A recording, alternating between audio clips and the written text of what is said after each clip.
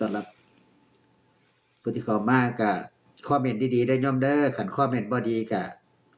มันสิเป็นบาปแก่จิตแก่ใจของเฮาเจริญพรเด้อคุณโยมพ่อคุณโยมแม่คุณโยมน้องคุณโยมพี่คุณโยมน้าโยมอาสุขสุขคนผู้ที่มีศีลผู้ที่มีความฉลาดผู้ที่มีปัญญาทุกท่านทุกคนที่เข้ามารับชมรับฟังจากช่องอาตมาภาพ